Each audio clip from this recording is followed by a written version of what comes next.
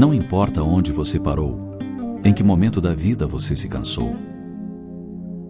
O que importa é que sempre é possível e necessário recomeçar. Recomeçar é dar uma nova chance a si mesmo. É renovar as esperanças na vida e, o mais importante, acreditar em você novamente. Sofreu muito nesse período? Foi aprendizado. Chorou muito? Foi limpeza da alma. Ficou com raiva das pessoas? Foi para perdoá-las um dia. Sentiu-se só por diversas vezes?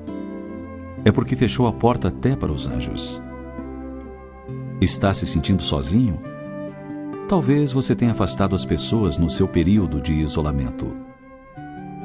Acreditou que tudo estava perdido? Era o início da sua melhora. Pois bem, agora é hora de reiniciar, de pensar na luz, de encontrar prazer nas coisas simples de novo.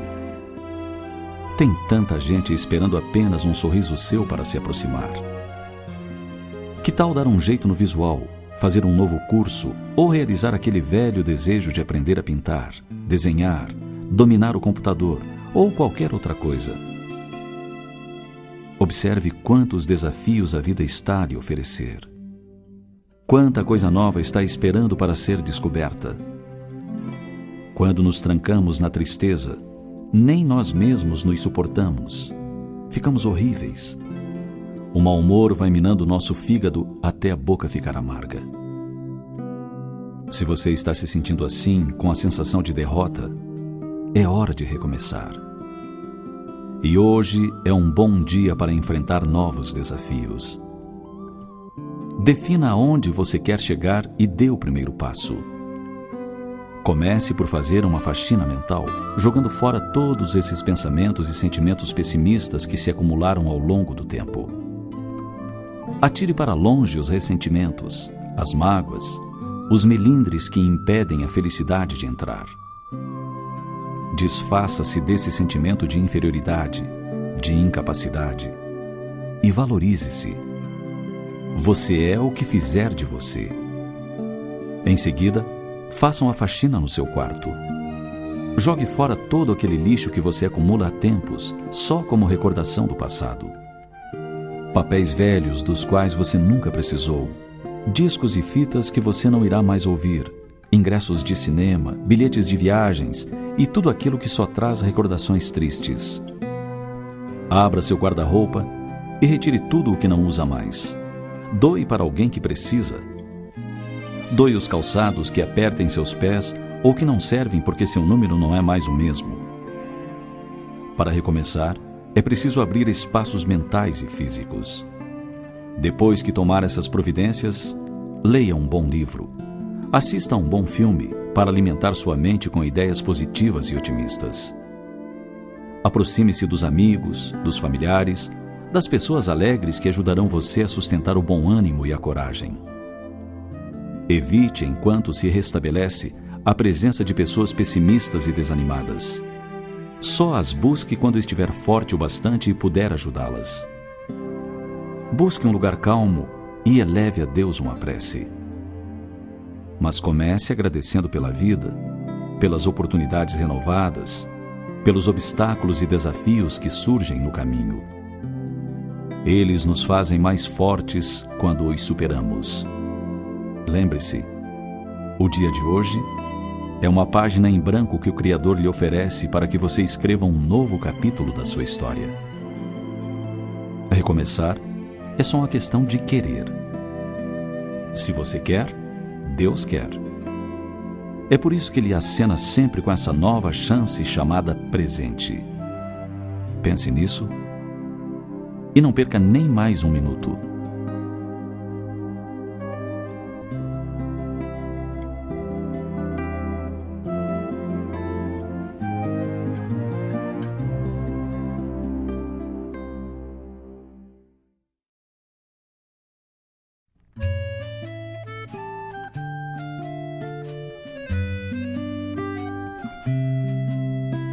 Dentre os vários escritos de Victor Hugo, o ilustre romancista francês, há um poema de profunda sensibilidade e grandiosa beleza que diz o seguinte: Desejo, primeiro, que você ame, e que amando também seja amado.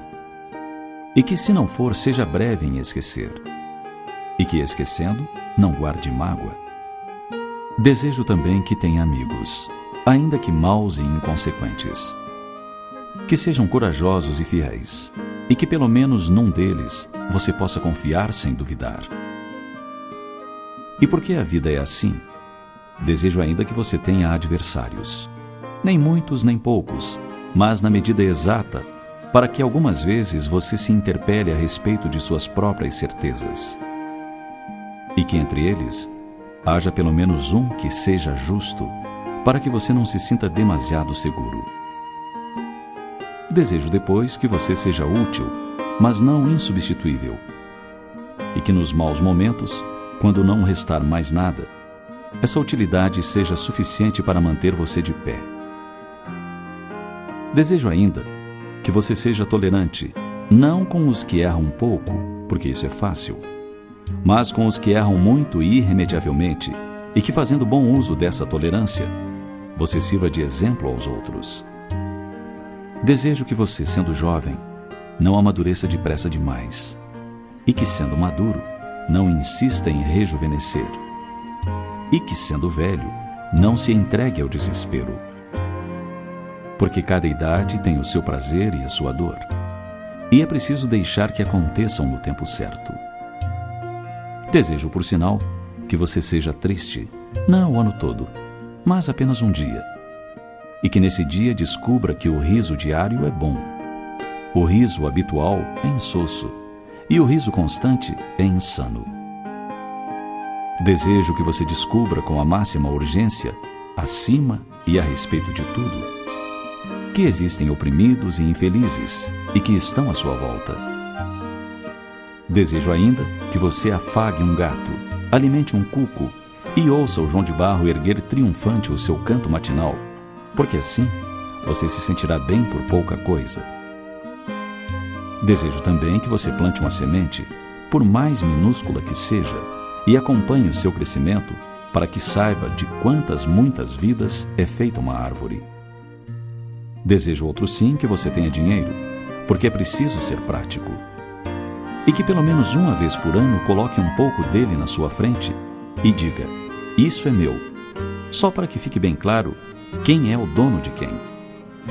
Desejo também que nenhum de seus afetos morra, por ele e por você, mas que, se morrer, você possa chorar sem se lamentar e sofrer sem se culpar.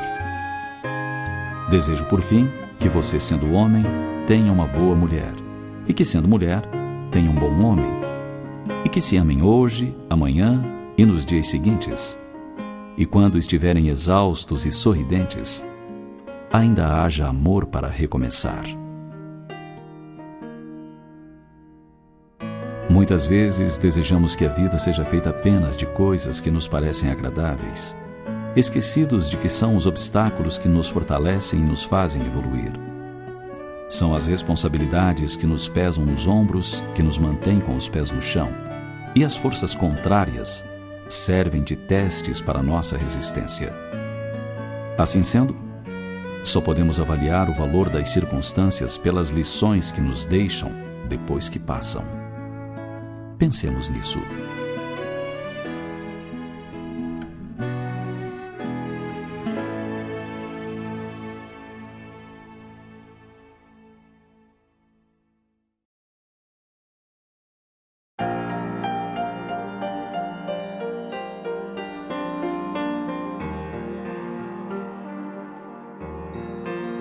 Você já pensou na grandeza da amizade? Diz um grande pensador que quem encontra um amigo encontra um tesouro valioso. A amizade verdadeira é sustentáculo para muitas almas que vivem sobre a face da terra. Ela está presente nos lares e fora deles, na convivência diária das criaturas. A amizade é tão importante que já foi comparada com muitas coisas de valor. Um pensador anônimo compara a amizade com as estrelas. E aqueles que não têm amigos, ele compara com os cometas, que vêm e vão, mas não permanecem, nem iluminam como as estrelas. Diz ele mais ou menos assim: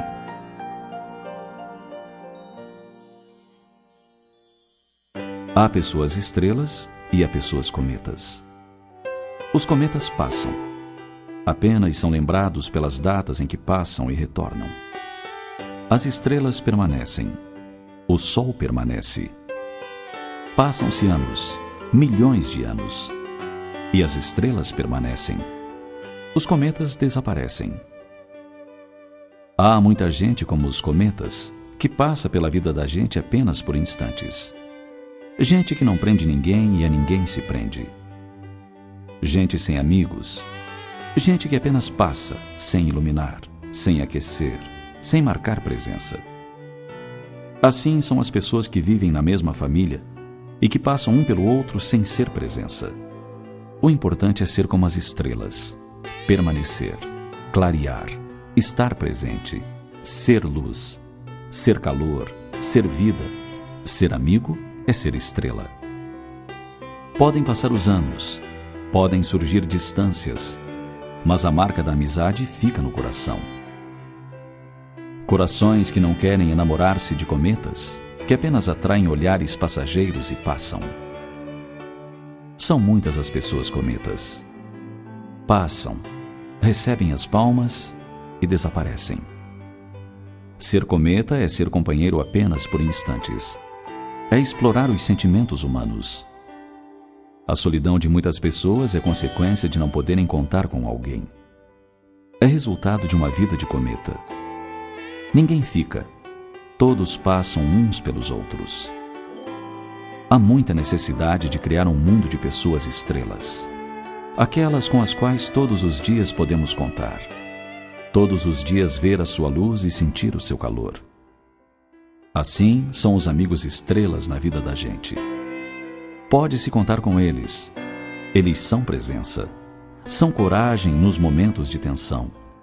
São luz nos momentos de escuridão. São segurança nos momentos de desânimo. Ser estrela neste mundo passageiro, neste mundo cheio de pessoas cometas, é um desafio, mas acima de tudo, uma recompensa. É nascer e ter vivido, e não apenas existir. E você? É cometa ou é estrela? Enquanto o desejo é chama que se consome e deixa um vazio nas almas, a amizade é bênção que alimenta e sustenta em todos os momentos da vida. Quem compartilha apenas do desejo corre o risco de ficar só, tão logo o desejo cesse. Mas quem divide a amizade tem a certeza de que nunca estará sozinho. É por essas e outras razões que a amizade é sempre comparada às coisas belas e de grande valor. Pode ser comparada a um tesouro, a uma flor perfumada que jamais emurchece, a uma estrela que aquece e vivifica, ou com a luz que jamais se apaga. O importante mesmo é ter amigos, ou ser amigo de alguém, porque só assim teremos a certeza de que nunca estaremos desamparados.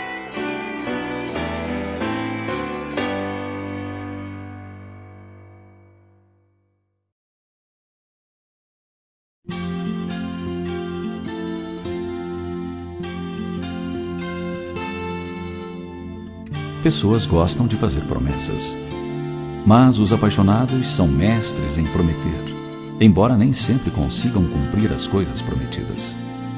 E eu até gostaria de lhe prometer a felicidade eterna, mas porque sei que não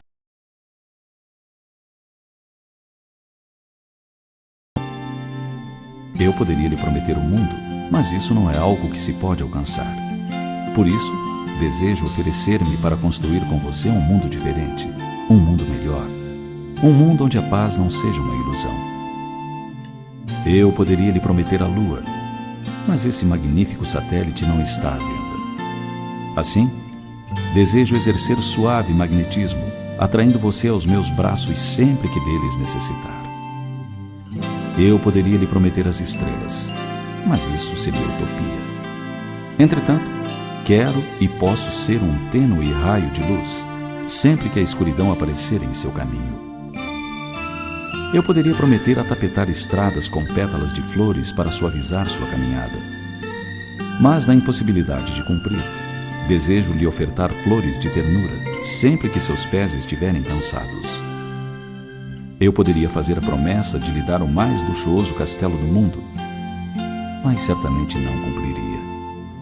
Assim, almejo tecer com os fios invisíveis do amor um ninho de fraternidade e paz consolidado no lar.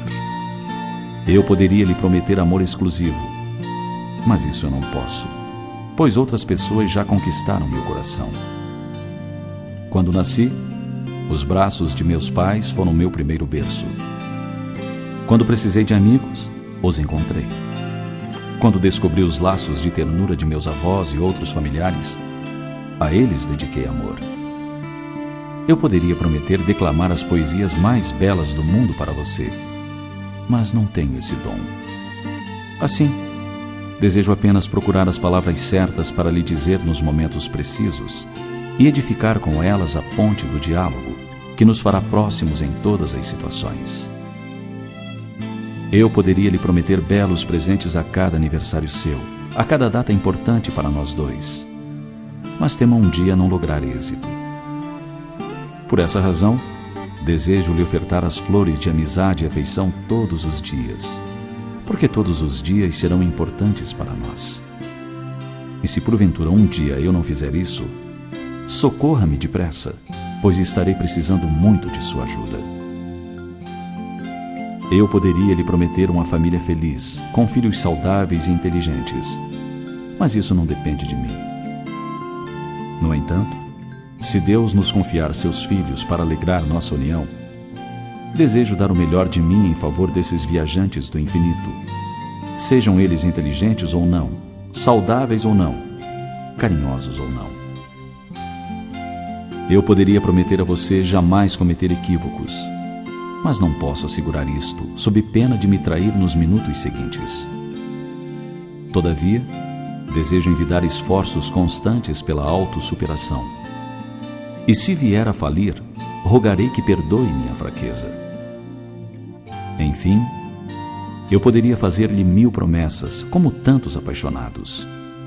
Poderia dizer-lhe muitas palavras sem sentido ou vazias. Mas se não prometo dar-lhe tudo o que desejaria, eu posso lhe ofertar o meu amor sincero.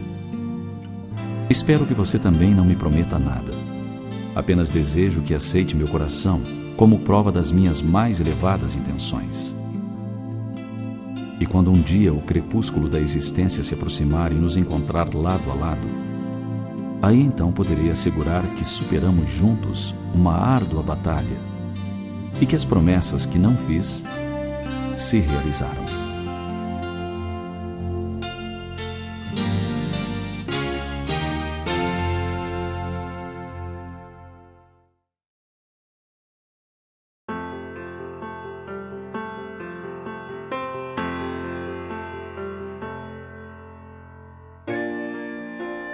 Cada um de nós tem desafios diferentes. A vida é feita de desafios diários. Para quem não dispõe de movimentos nas pernas, transportar-se da cama para a cadeira de rodas a cada manhã é um desafio. Para quem sofreu um acidente e está reaprendendo a andar, o desafio está em apoiar-se nas barras, na sala de reabilitação e tentar mover um pé depois do outro. Para quem perdeu a visão, o grande desafio é adaptar-se à nova realidade, aprendendo a ouvir, a tatear, a movimentar-se entre os obstáculos sem esbarrar. É aprender um novo alfabeto, é ler com os dedos, é adquirir nova independência de movimentos e ação. Para o analfabeto adulto, o maior desafio é dominar aqueles sinais que significam letras, que colocados uns ao lado dos outros, formam palavras que formam frases. É conseguir tomar o lápis e escrever o próprio nome em letras de forma. É conseguir ler o letreiro do ônibus, identificando aquele que deverá utilizar para chegar ao seu lar. Cada qual, dentro de sua realidade, de sua vivência, apontará ao que lhe constitui o maior desafio: dominar a técnica da pintura, da escultura, da música, da dança. Ser um as no esporte, ser o primeiro da classe, passar no vestibular, ser aprovado no concurso que lhe garantirá um emprego, ser aceito pela sociedade, ser amado. Para vencer um desafio é preciso ter disciplina, ser persistente, ser diplomático, saber perdoar-se e perdoar aos outros. É ser otimista quando os demais estão pessimistas. Ser realista quando os demais estão com os pensamentos na lua. É saber sonhar e ir em frente. É persistir mesmo quando ninguém consiga nos imaginar como um prêmio Nobel de Química, um pai de família, um professor, prefeito ou programador. Acima de tudo, o maior desafio para deficientes, negros e brancos, japoneses e americanos, brasileiros e argentinos, para todo ser humano, é fazer. Fazer o que promete, dar o primeiro passo, o segundo e o terceiro, ir em frente. Com que frequência se escutam pessoas dizendo que vão fazer regime, que vão estudar mais, que vão fazer exercício todo dia, que vão ler mais, que vão assistir menos televisão, que vão. Falar, reclamar ou criticar são os passatempos mais populares do mundo, perdendo só talvez para o passatempo de culpar os outros pelo que lhe acontece. Então, o maior desafio é fazer. E não adianta você dizer que não deu certo o que pretendia, porque é cego, ou porque é negro, ou porque é amarelo, ou porque você é brasileiro, ou porque mora numa casa amarela, ou porque não teve tempo. Aprenda com seus erros. Quando algo não der certo, você pode tentar de maneira diferente. Agora você já sabe que daquele jeito não dá. Você pode treinar mais, você pode conseguir ajuda, pode estudar mais, pode se inspirar com sábios amigos ou com amigos dos seus amigos. Pode tentar novas ideias, pode dividir seu objetivo em várias etapas e tentar uma de cada vez, em vez de tentar tudo de uma vez só. Você pode fazer o que quiser, só não pode sentir pena de si mesmo. Você não pode desistir de seus sonhos. Problemas são desafios. Dificuldades são testes de promoção espiritual. Insucesso é ocorrência perfeitamente natural que acontece a toda e qualquer criatura. Indispensável manter o bom ânimo em qualquer lugar e posição. O pior que pode acontecer a alguém é se entregar ao desânimo, apagando a chama íntima da fé e caminhar em plena escuridão. Assim, confia em Deus e, com coragem, prossegue de espírito tranquilo.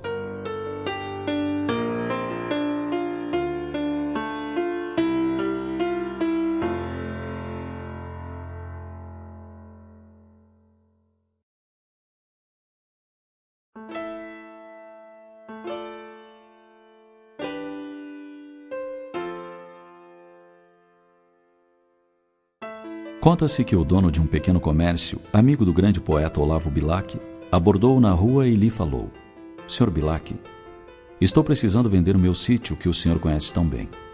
Poderia redigir um anúncio para o jornal?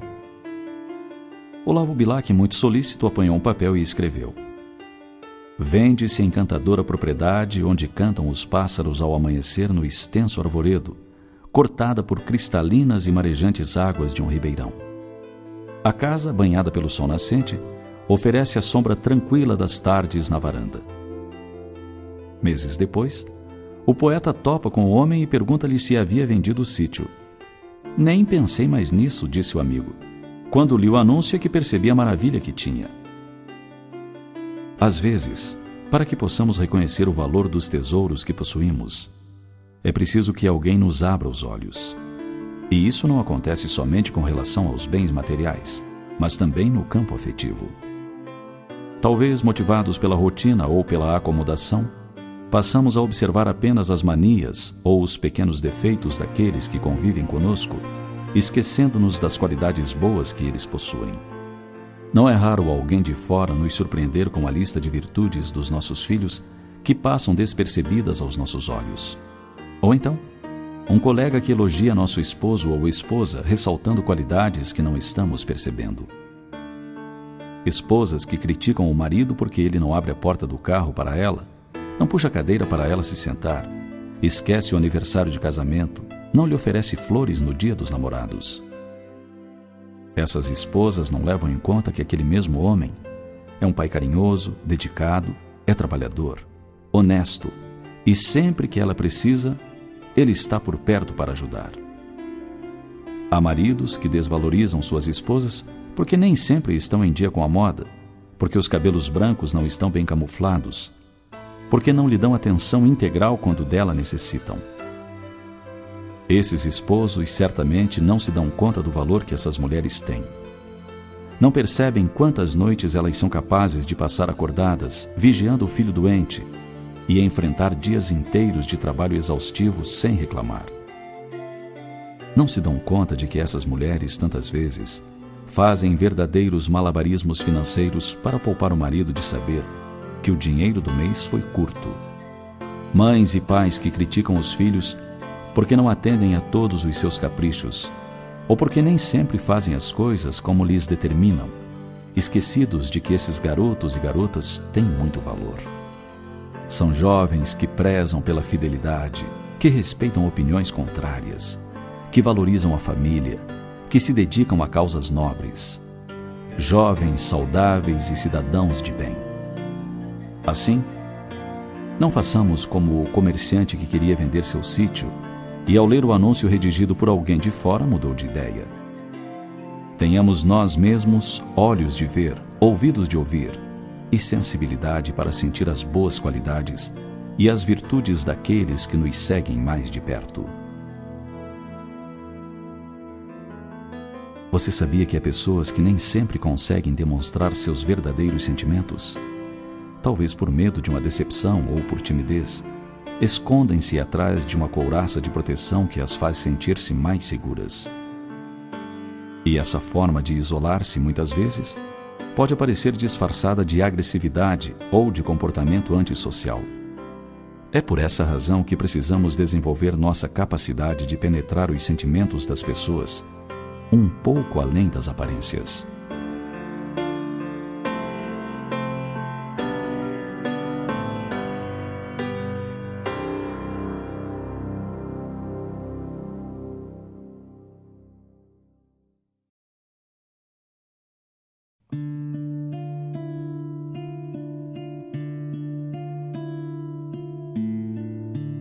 Há dias em que temos a sensação de que chegamos ao fim da linha.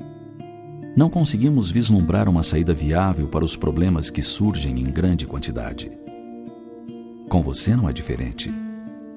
Você também faz parte deste mundo de provas e expiações, desta escola chamada Terra, e já deve ter passado por um desses dias e pensado em desistir.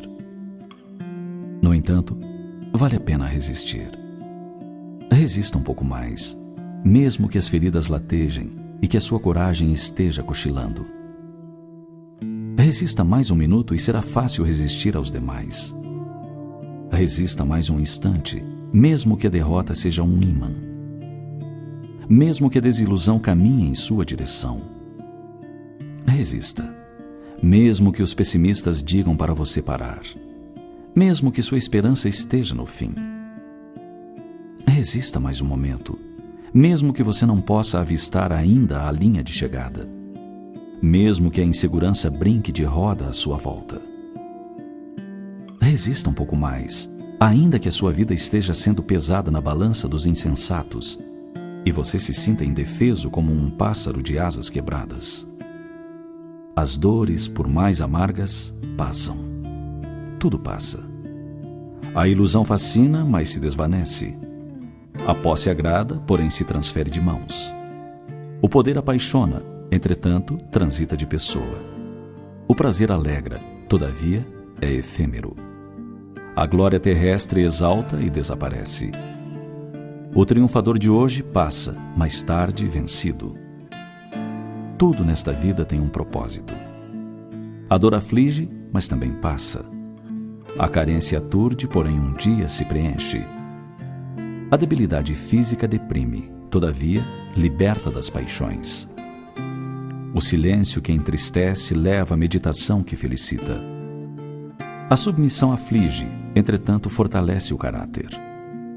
O fracasso espizinha, ao mesmo tempo ensina o homem a conquistar-se. A situação muda, como mudam as estações. O verão brinca de esconde-esconde com a brisa morna, mas cede lugar ao outono, que espalha suas tintas sobre a folhagem. O inverno chega e, sem pedir licença, congela a brisa e derruba as folhas. Tudo parece sem vida, sem cor, sem perfume. Será o fim? Não. Eis que surge a primavera e estende seus tapetes multicoloridos, espalhando perfume no ar e reverdecendo novamente a paisagem. Assim, quando as provas lhe baterem à porta, não se deixe levar pelo desejo de desistir. Resista um pouco mais. Resista, porque o último instante da madrugada é sempre aquele que puxa a manhã pelo braço. E essa manhã bonita, ensolarada, sem algemas, nascerá para você em breve, desde que você resista. Resista, porque alguém que o ama está sentado na arquibancada do tempo, torcendo muito para que você vença e ganhe o troféu que tanto deseja: a felicidade. Não se deixe abater pela tristeza. Todas as dores terminam. Aguarde que o tempo, com suas mãos cheias de bálsamo, traga o alívio. A ação do tempo é infalível e nos guia suavemente pelo caminho certo, aliviando nossas dores, assim como a brisa leve abranda o calor do verão. Mais depressa do que supõe, você terá a resposta na consolação de que necessita. Por tudo isso, resista e confie nesse abençoado aliado chamado tempo.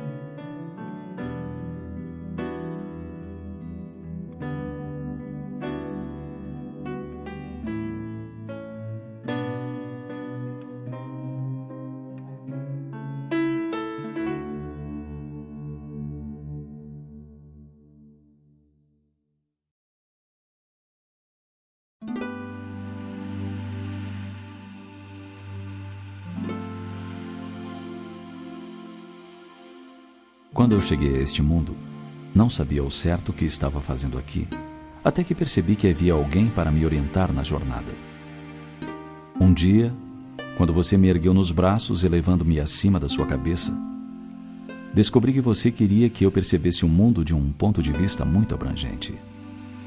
Quando comecei a ensaiar meus primeiros passos, com a musculatura das pernas ainda frágil, você me sustentou segurando-me a mão, e entendi que você não desejava me carregar no colo para sempre. Queria que eu andasse com as próprias pernas. Quando entrei em casa pela primeira vez ofegante, queixando-me dos amigos, você disse para eu me acertar com eles. E compreendi que deveria assumir a responsabilidade pelos meus próprios atos. Quando trouxe para casa minha primeira lição e você se sentou ao meu lado, orientando-me, mas não fez a lição para mim, entendi que você desejava que o aprendizado fosse uma conquista minha. No dia em que alguns objetos alheios foram parar em minha mochila escolar, você, sem me ofender, pediu-me para devolver ao legítimo dono, e compreendi que você queria fazer de mim uma pessoa honesta. Quando um dia meus amigos saíram da sala e tracei alguns comentários maldosos sobre eles, e você me disse que não devemos falar mal das pessoas ausentes, aprendi as lições da sinceridade e do respeito. Nos momentos difíceis, você estava sempre ao meu lado para me apoiar. E nas horas alegres não me faltou o seu abraço para compartilhar. Quando fraquejei diante do primeiro embate da vida, você me falou de coragem. Quando chorei as lágrimas provocadas pelo primeiro sofrimento, você me falou de resignação. Quando desejei fugir dos compromissos que se apresentavam, você me falou de responsabilidade. Quando pensei em mentir para um amigo, você me falou de fidelidade. Quando senti em minha alma os açoites dos primeiros vendavais, você me falou de flexibilidade e aprendi a me dobrar para não quebrar, como o pequeno ramo verde faz diante dos golpes do vento. Quando você pressentiu em meu olhar a insinuação da vingança, me falou do perdão. Quando desejei salvar o mundo nos ardentes dias da juventude, você me ensinou a moderação e o bom senso. Quando quis me submeter aos modismos do grupo, você me falou de liberdade. Quando me iludi pensando que o mundo era meu, você me falou do Criador do universo. Assim, meu Pai, Desejo dizer que você sempre foi meu herói, meu amigo, meu grande mestre, meu companheiro de caminhada. Você foi firme quando era de firmeza que eu precisava. Você foi terno quando era de ternura que eu necessitava. Você foi lúcido quando era de lucidez que eu precisava. Quando eu cheguei a este mundo, não sabia ao certo o que estava fazendo aqui, até que percebi que havia alguém para me orientar na jornada. Hoje eu sei claramente o que estou fazendo aqui, porque você, meu Pai, fez mais que apenas me orientar. Você caminhou ao meu lado muitas vezes, me seguiu de perto outras tantas, e andou à minha frente muitas outras, deixando rastros de luz como diretrizes seguras que eu pudesse seguir. Hoje eu sei muito bem o papel que me cabe na construção de um mundo melhor, porque isso eu aprendi com você, meu grande e admirado amigo. E quando eu vejo tantos jovens perdidos, sem rumo e sem esperança, vagando entre a violência e a morte, eu peço a Deus por eles, porque é bem possível que não tenham tido a felicidade de ter um pai como você.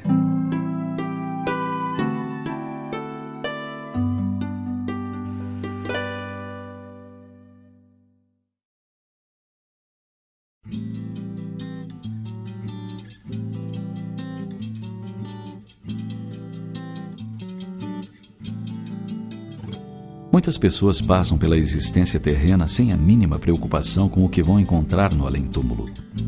Outras, ao contrário, vivem um tormento constante, inseguras com suas atitudes, imaginando o que Deus vai achar do seu desempenho. Algumas preferem curtir os prazeres da terra e deixar para pensar nisso mais tarde, quando a velhice se aproximar. Embora sendo espíritos imortais, muitos homens não vivem como tais. Mesmo sabendo que a vida no corpo físico é frágil e passageira, desejam vivê-la como se fosse eterna. E é assim que, ao sentirem a aproximação da linha de chegada, se desesperam na tentativa de encontrar as respostas certas, caso Deus lhes cobre alguma coisa. No entanto, Deus não é um juiz implacável, esperando sua chegada no além com o livro da vida na mão para anotar seus erros e acertos. Deus está na sua consciência através das suas leis nela inscritas. Portanto, você terá sim um tribunal que lhe pedirá contas do que fez com tudo o que lhe foi oferecido para seu estágio no corpo físico. E esse tribunal é a sua própria consciência.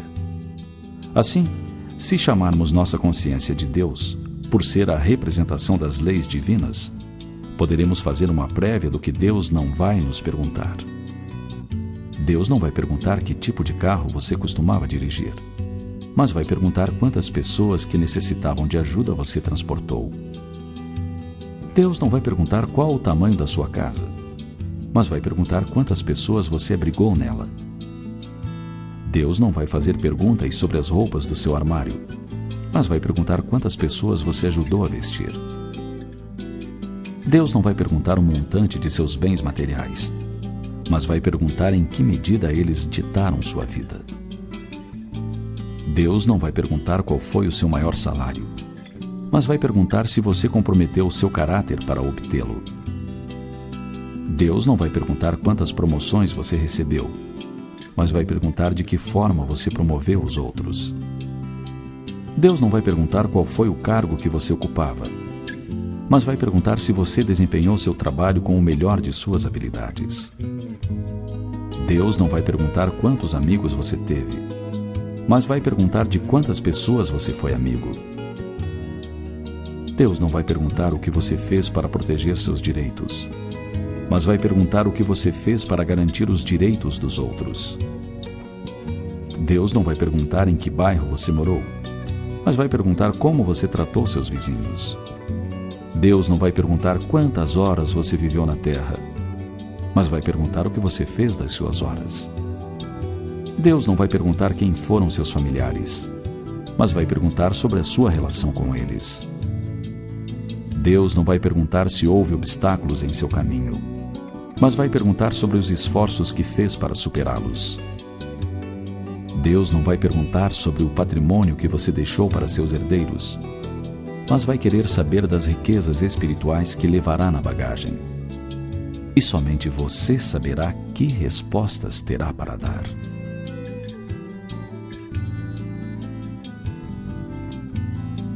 Jesus assegurou que a cada um será dado segundo suas obras.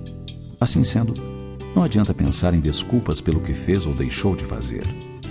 Pois Deus, que está em sua consciência, vai lhe perguntar sim sobre o seu desempenho, muito embora já saiba de todas as respostas. Pense nisso, mas pense agora.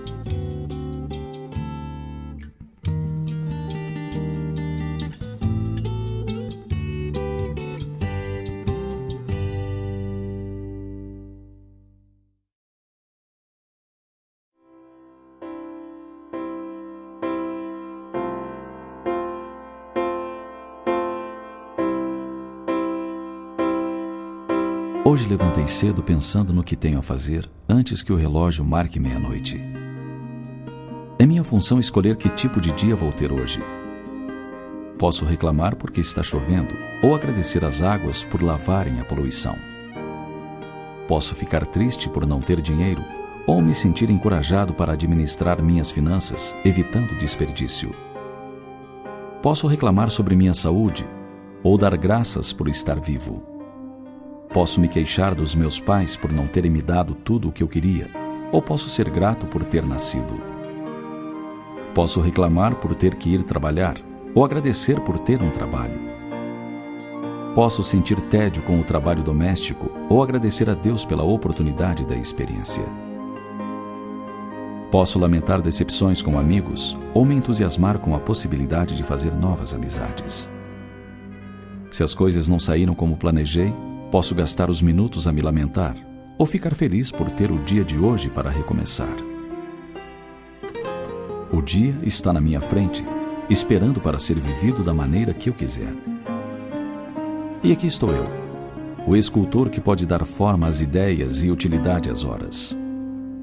Tudo depende só de mim.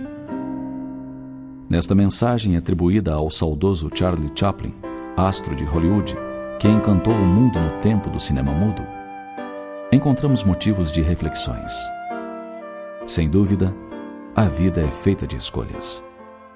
O tempo todo estamos fazendo escolhas, elegendo o que fazer e o que não fazer, o que pensar e o que não pensar, em que acreditar e em que não acreditar. A vida está sempre a nos apresentar opções, e as escolhas dependem exclusivamente de nós mesmos. Não há constrangimento algum. Somos senhores absolutos da nossa vontade no que diz respeito às questões morais. Se é verdade que às vezes somos arrastados pelas circunstâncias, é porque optamos anteriormente por entrar neste contexto. Assim, antes de optar por qualquer das opções que a vida nos oferece, é importante pensar nas consequências que virão em seguida. É importante lembrar que não estamos no mundo em regime de exceção. Todos estamos na Terra para aprender. E as lições muitas vezes são mais simples do que pensamos. Não imaginemos que as coisas e circunstâncias desagradáveis só acontecem para nos atingir. Elas fazem parte do contexto em que nos movimentamos junto a milhares de pessoas que vivem na Terra conosco.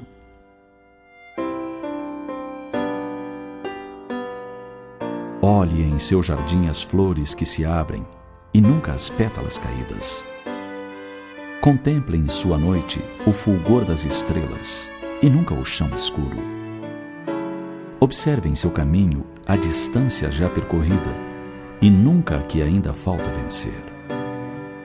Retenha em sua memória risos e canções e nunca os seus gemidos. Conserve em seu rosto as linhas do sorriso e nunca os sinais da mágoa. Guarde em seus lábios as mensagens bondosas e esqueça as maldições.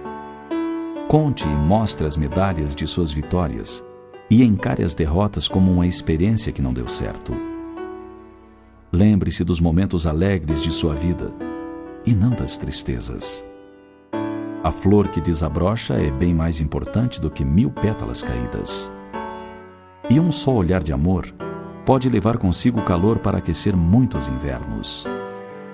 Seja otimista e não se esqueça de que é nas noites sem luar que brilham mais forte nossas estrelas.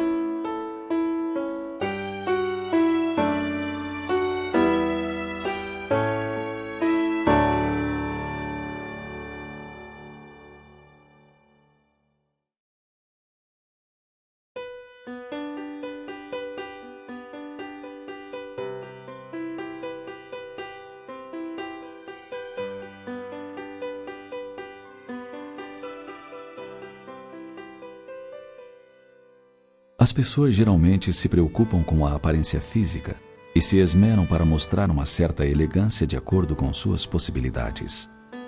Isso é natural do ser humano. Tanto que muitas buscam escolas que ensinam boas maneiras.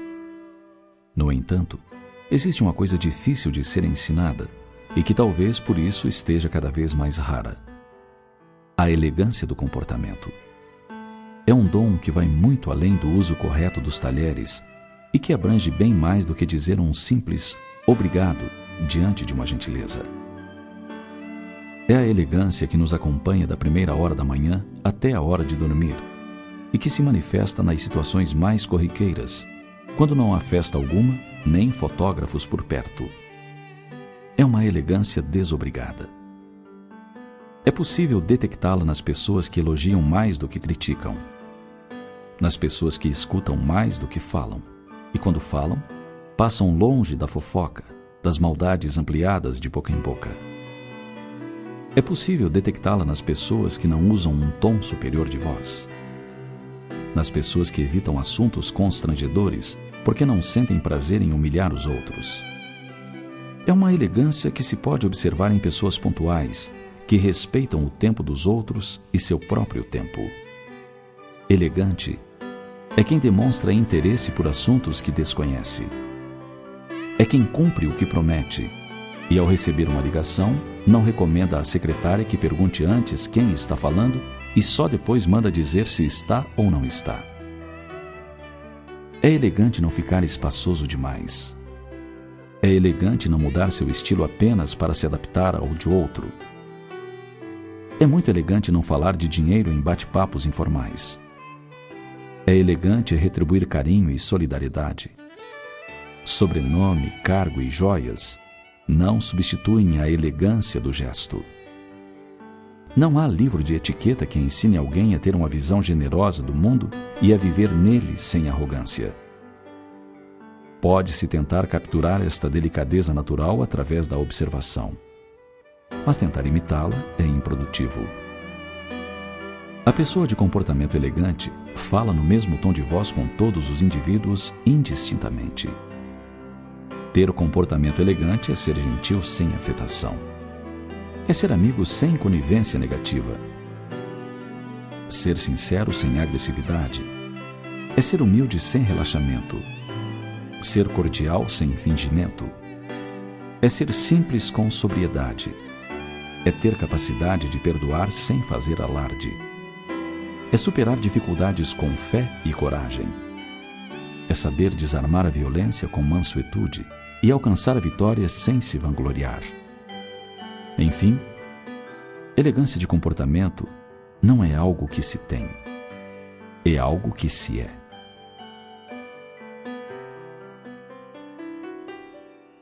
Pense nisso. Mais do que decorar regras de etiqueta e elaborar gestos ensaiados, é preciso desenvolver a verdadeira elegância de comportamento. Importante que cada gesto seja sincero, que cada atitude tenha sobriedade. A verdadeira elegância é a do caráter, porque procede da essência do ser.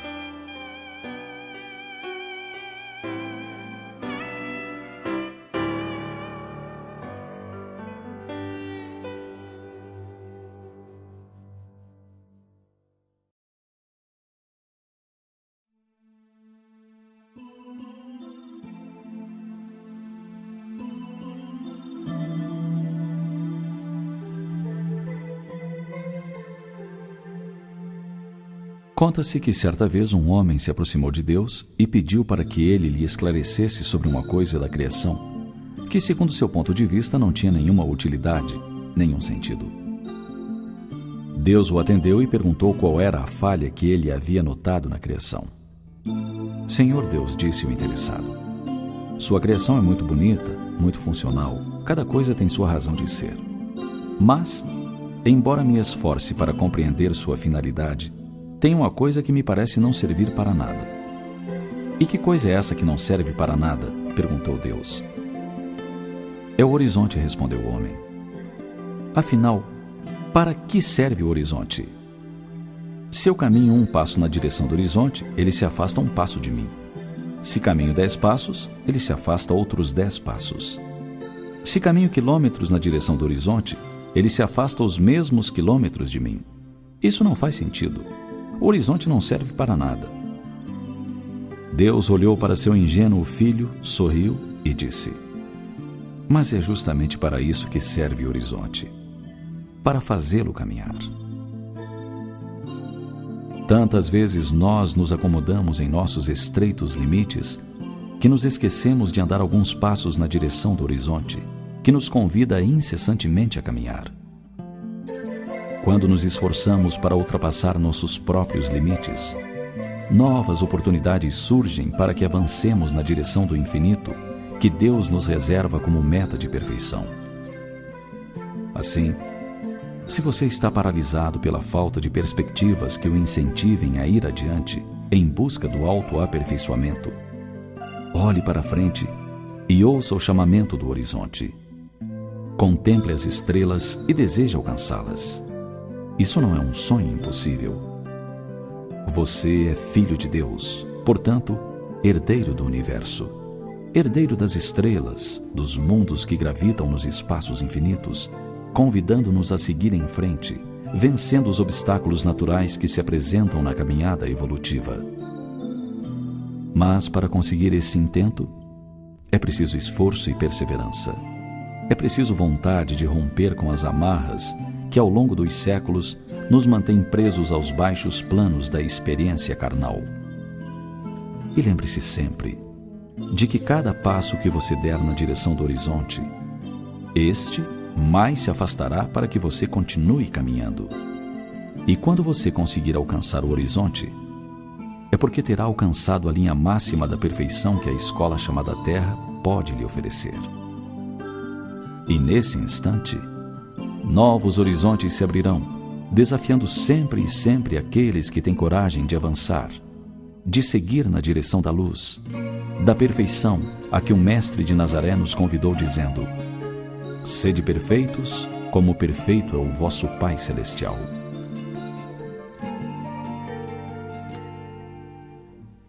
Lance seu olhar para o infinito, e mesmo que as nuvens ou as lágrimas não lhe permitam ver as estrelas, diga como quem tem certeza: sou herdeiro das estrelas, eu sou filho do Senhor, cultivo sonhos de beleza na grandeza do amor. Com as estrelas eu sempre sonho, e nelas vejo brilhar a viva esperança de um dia junto a elas poder estar. Ver coisas tão sublimes da pátria espiritual, morada verdadeira do espírito imortal. Não importa o quanto espere, eu sei que não vou perdê-las, pois sou filho do Senhor e herdeiro das estrelas.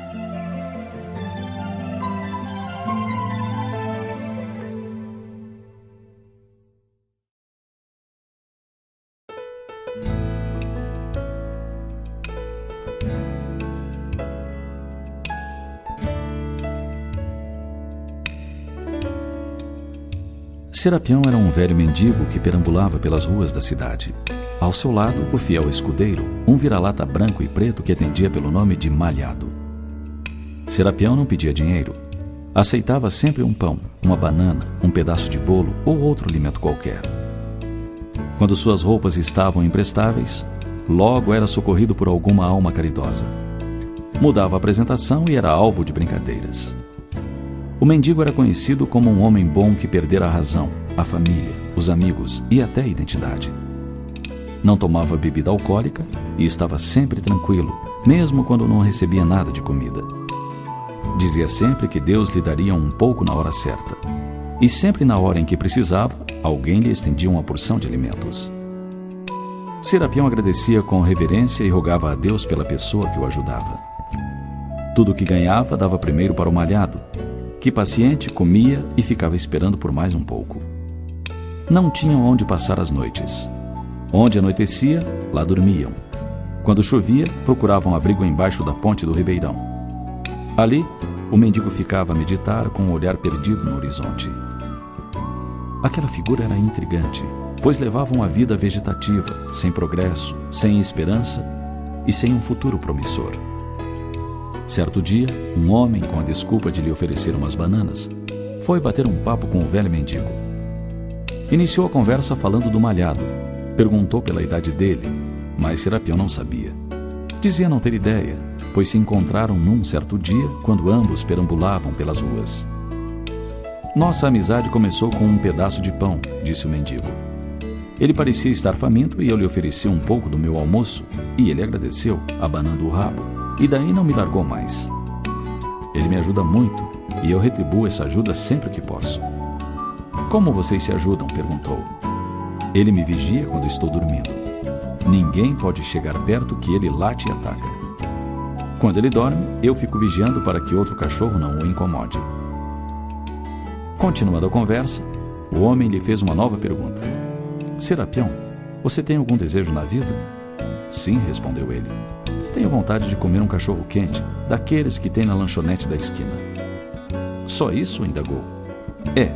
No momento é só isso que eu desejo.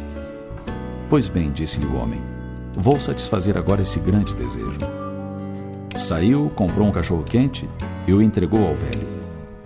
Ele arregalou os olhos, deu um sorriso, agradeceu a dádiva e, em seguida, tirou a salsicha, deu para o malhado e comeu o pão com os temperos.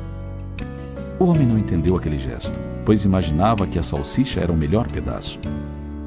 Por que você deu para o malhado logo a salsicha? Interrogou intrigado. Ele, com a boca cheia, respondeu. Para o melhor amigo, o melhor pedaço. E continuou comendo alegre e satisfeito. O homem se despediu de Serapião, passou a mão na cabeça do cão e saiu pensando com seus botões. Aprendi alguma coisa hoje. Como é bom ter amigos, pessoas em quem possamos confiar. Por outro lado, é bom ser amigo de alguém e ter a satisfação de ser reconhecido como tal. Jamais esquecerei a sabedoria daquele mendigo.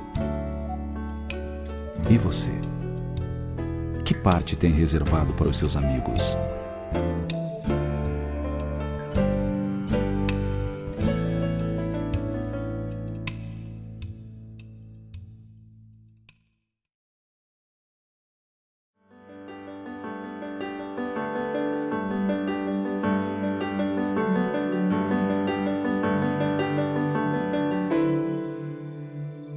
Contam a velha lenda dos índios Sioux que uma vez Touro Bravo, o mais valente e honrado de todos os jovens guerreiros, e Nuvem Azul, a filha do cacique, uma das mais formosas mulheres da tribo, chegaram de mãos dadas na tenda do velho feiticeiro da tribo e falaram: Nós nos amamos e vamos nos casar.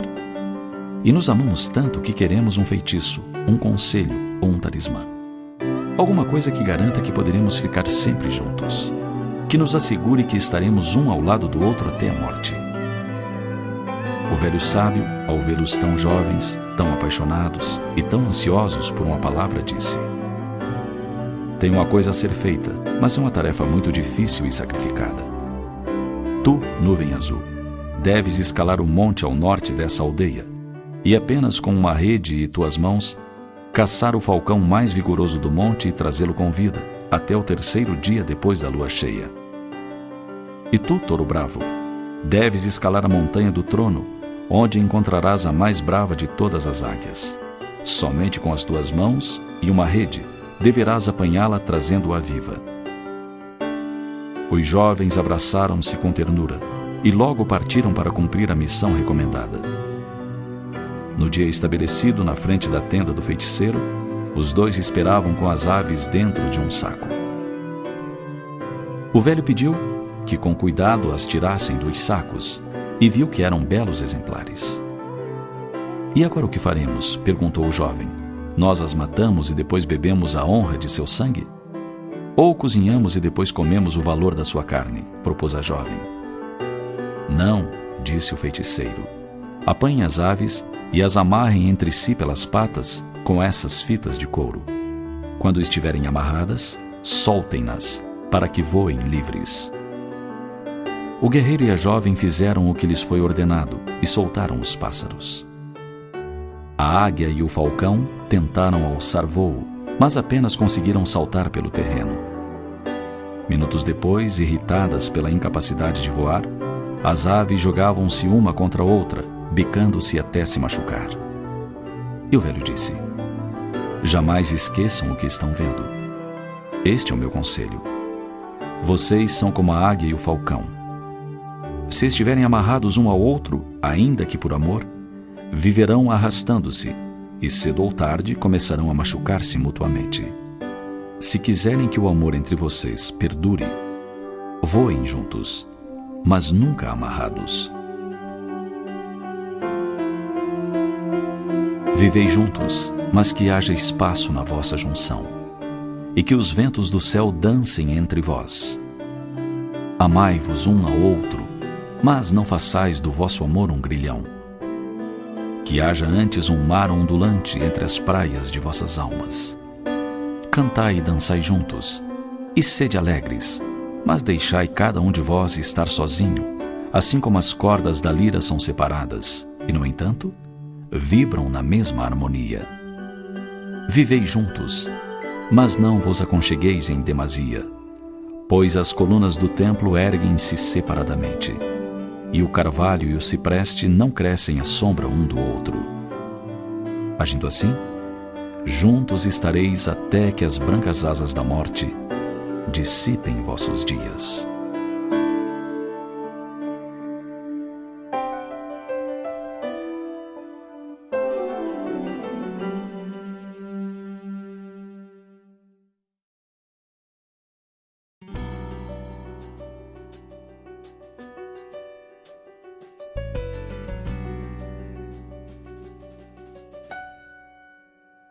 Meus filhos, um dia, quando vocês forem crescidos o suficiente para entender a lógica que motiva os pais e as mães, eu hei de lhes dizer: eu os amei o suficiente para ter perguntado: aonde vão, com quem vão e a que horas regressarão? Eu os amei o suficiente para não ter ficado em silêncio e fazer com que vocês soubessem que aquele novo amigo não era boa companhia.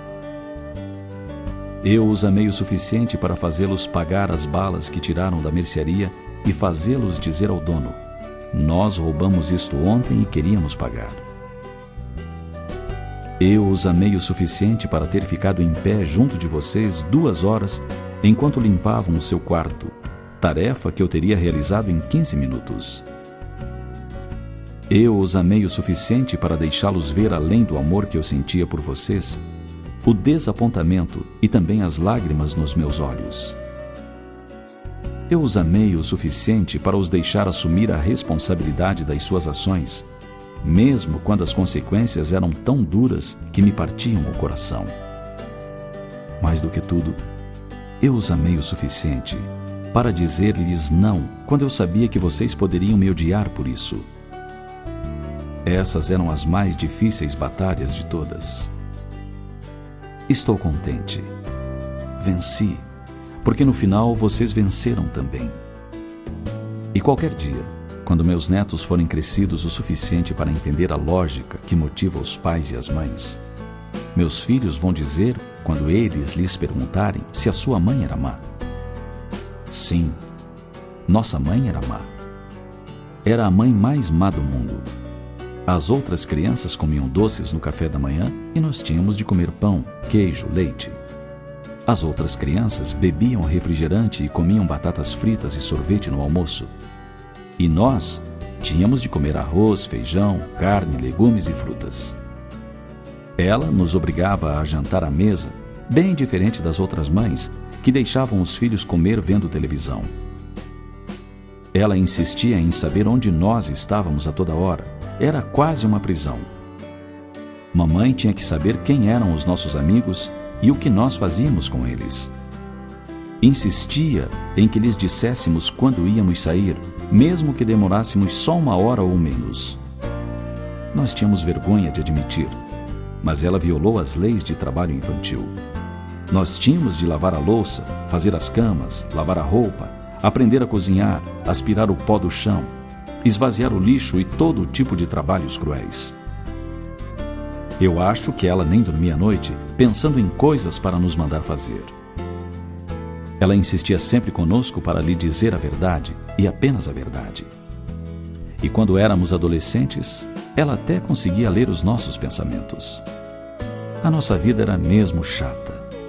Ela não deixava os nossos amigos tocarem a buzina para que nós saíssemos. Tinham de subir, bater na porta para ela os conhecer. Enquanto todos podiam sair à noite com 12, 13 anos, nós tivemos de esperar pelos 16. Nossos amigos dirigiam o carro dos pais mesmo sem ter habilitação, mas nós tivemos que esperar os 18 anos para aprender, como exige a lei. Por causa da nossa mãe, nós perdemos muitas experiências na adolescência.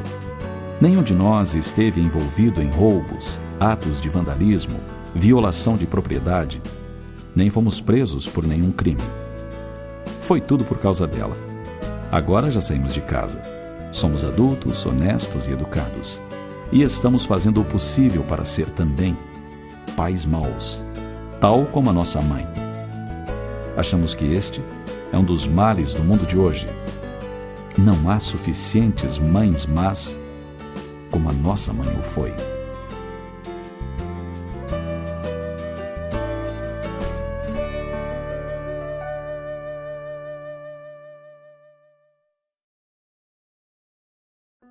Acorde todas as manhãs com um sorriso.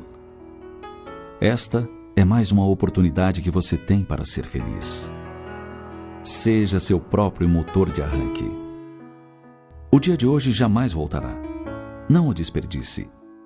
Você nasceu para ser feliz. Enumere as boas coisas que você tem na vida. Ao tomar consciência do seu valor, será capaz de ir em frente com muita força, coragem e confiança. Trace objetivos para cada dia. Você conquistará seu arco-íris, um dia de cada vez. Seja paciente. Não se queixe do seu trabalho, do tédio, da rotina, pois é o seu trabalho que o mantém alerta, em constante desenvolvimento pessoal e profissional. Além disso, ajuda você a manter a dignidade. Acredite, seu valor está em você mesmo. Não se deixe vencer.